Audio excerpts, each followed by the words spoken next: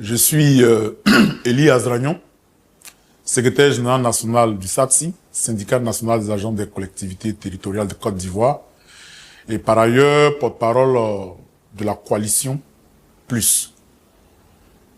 Je voudrais remercier l'ensemble des agents des collectivités pour leur mobilisation et leur détermination. Les agents des collectivités en Côte d'Ivoire, c'est l'ensemble du personnel exerçant sur le périmètre des mairies de Côte d'Ivoire, des conseils régionaux et des districts.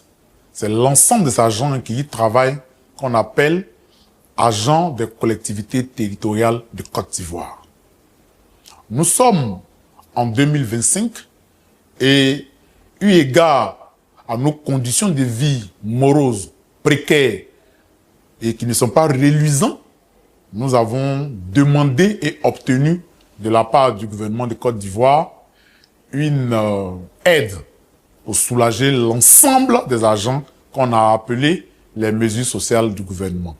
Parce que la vie étant chère, la conjoncture aidante, la Côte d'Ivoire, avec ses dirigeants, ont bien voulu accorder un plus-value d'abord aux fonctionnaires et agents de l'État en premier, qui sont pour eux les enfants légitimes de la Côte d'Ivoire, qu'on a appelé les mesures sociales du gouvernement accordées aux fonctionnaires et agents de l'État.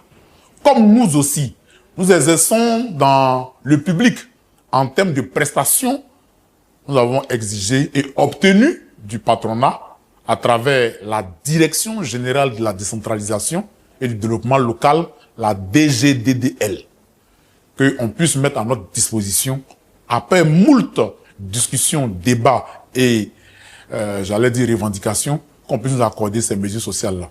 Notamment 60 000 francs, indemnité contributive au logement. Notamment 5 000 francs, prime de transport. Tout ceci en rappel, bien évidemment, depuis 3 ans en arrière aujourd'hui, parce que nous sommes en 2025. Le président de la République a pris cette mesure-là pour soulager l'ensemble des fonctionnaires et agents de l'État. Eu égard à cette situation, nous avons revendiqué et obtenu cela.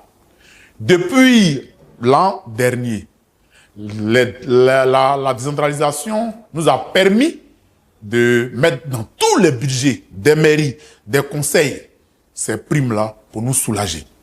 Aujourd'hui, nous attendons le paiement effectif de ces primes-là et ça traîne et ça tarde. Cela nous a amené, après plusieurs négociations, dans le cadre sectoriel du dialogue interministériel,